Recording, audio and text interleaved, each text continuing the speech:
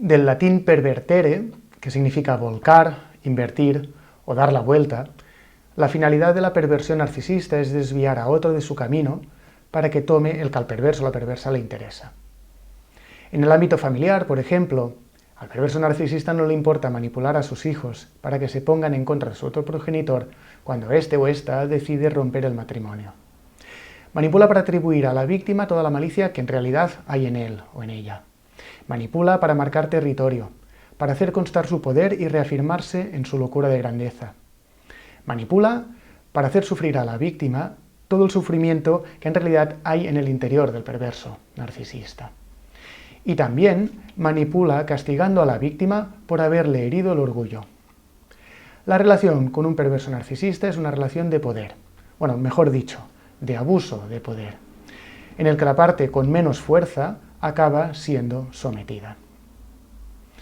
Cuando la víctima se da cuenta del sometimiento, del abuso de confianza sufrido, tarde o temprano, con más o menos intensidad, surgirá en ella un impulso de libertad y de ejercicio de su soberanía. Tomando las palabras de Jon Kabat-Zinn, la soberanía es un aliento interno que existe en todo ser humano. No es una búsqueda externa de poder. La soberanía implica ser aquello que uno es realmente y llegar a ser lo que uno puede llegar a ser. La soberanía conlleva reconocer y honrar la naturaleza de uno mismo y de los demás. Ser el sujeto principal de nuestra propia vida y no solo objeto de la vida de otras personas. Cuando descubre la farsa de la persona perversa narcisista, es el ejercicio de esa soberanía la que empuja a la víctima a decir basta. Basta a una relación que le genera un profundo malestar. Un malestar generado por el desequilibrio, por la falta de respeto, por el abuso, por el carácter patriarcal de la relación. Esto es, el narcisista tiene que tener razón en todo y la víctima debe ceder en todo, y da igual que sea hombre o mujer. A veces, la víctima puede cortar de golpe y lo consigue a pesar de los intentos de ese perverso o esa perversa de volverse a fusionar con ella. Otras veces se necesita de un periodo de semanas o meses en las que va repitiendo el patrón, con infructuosos intentos para que el perverso cambie. Siempre serán infructuosos, porque aunque técnicamente sepamos cómo podría cambiar, el narcisista no lo va a hacer nunca. Y es que, dada su falta de empatía, el perverso narcisista no sabe ni puede respetar al prójimo, porque el prójimo no es más que un objeto que está para alimentar su ego. Aquí es cuando se constata la real autoestima del perverso narcisista. No es nadie si no tiene a alguien que le haga crecer su narciso. Alguien con quien fusionarse mientras le interese, alguien de quien sacar provecho o alguien a quien ganar y sentirse superior. Nunca reconocerá esta dependencia. Se endiosa a costa de humillar a su víctima. Una de las estrategias que utiliza sutilmente el perverso narcisista para destruir la integridad psíquica de la víctima es la desmoralización. Y digo sutil porque la violencia del perverso narcisista, cuando se siente vigilado por una autoridad mayor, es así, casi invisible.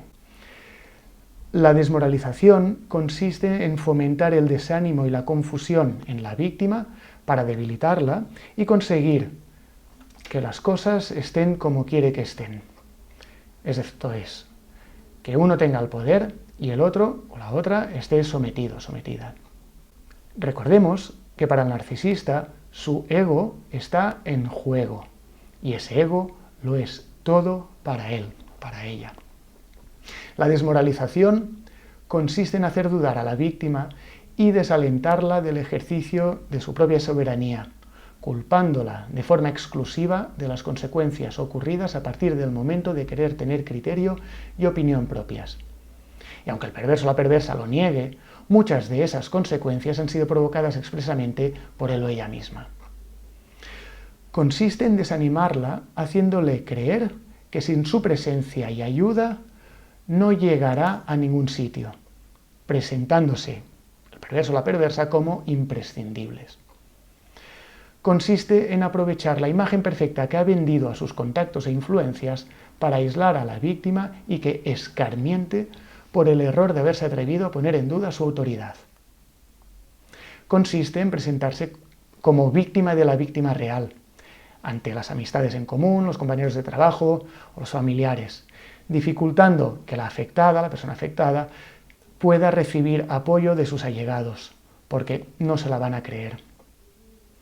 Consiste en apelar a valores morales y legales convertidos por conveniencia del narcisista en intocables principios sagrados.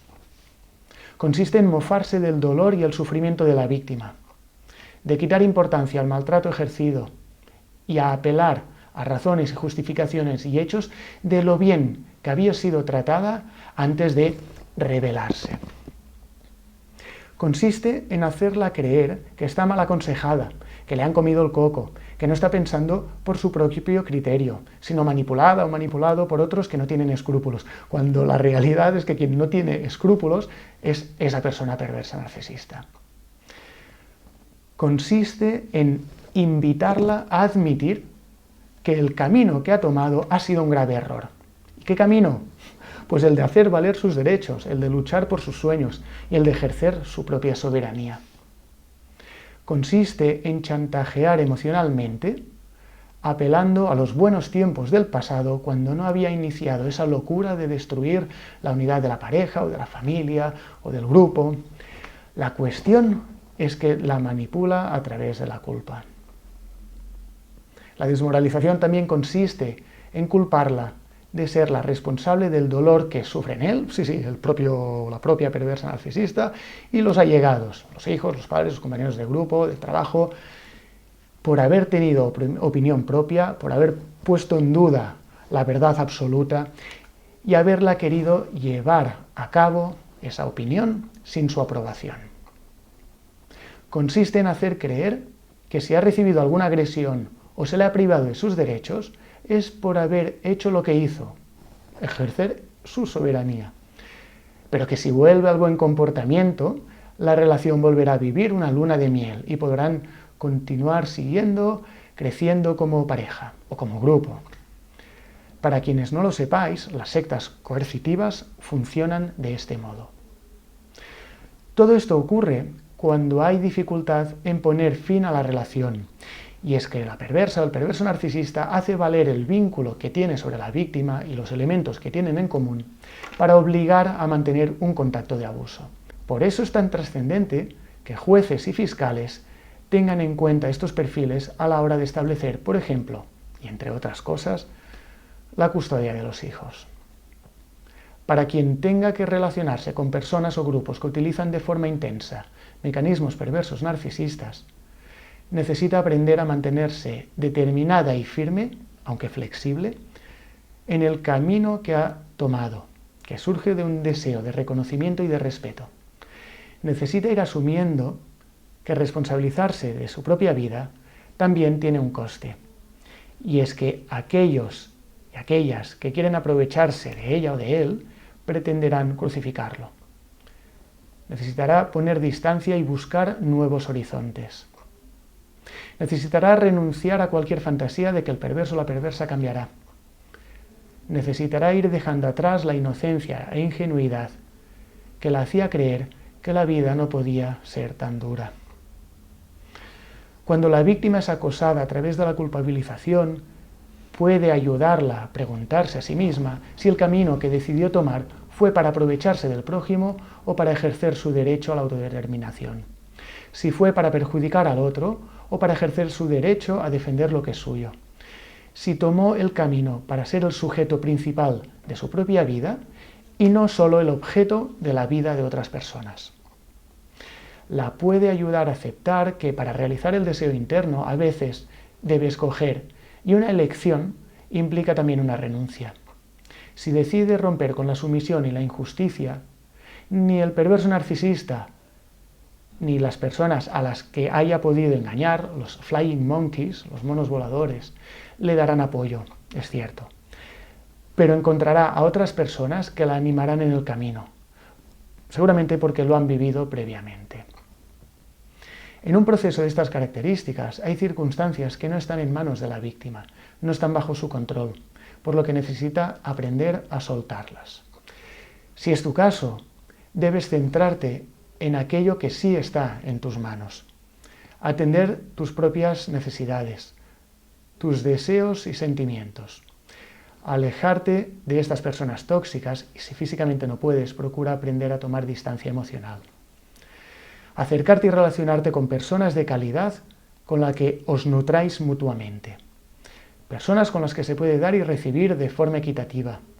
Relaciones basadas en el respeto y la empatía. No te creas los mensajes de ese o esa perversa narcisista. Todo lo que ha dicho de ti lo es él, lo es ella. Recuerda que para evitar caer en la esquizofrenia, en la psicosis, el perverso narcisista proyecta en ti todo lo malo que niega de él o de ella misma. Oye, y si alguna cosa es verdad, recuérdate que todos y todas tenemos carencias y cometemos errores. Y eso no es motivo para ser menospreciado. Solo faltaría. Venga, arriba esa autoestima. También has de centrarte en invocar un trato de respeto a ti mismo y a tus derechos. Y recuerda que sí tienes poder. El de ignorar los intentos externos y a veces tuyos propios de desmoralización. Y mantenerte firme en el ejercicio de tu poder personal, sabiendo que, como han hecho tantas otras personas, vas a renacer y brillar con luz propia. Te será más fácil conectar con esta firmeza interna y con tu soberanía si dispones de un grupo de apoyo externo o de una comunidad. Venga, adelante.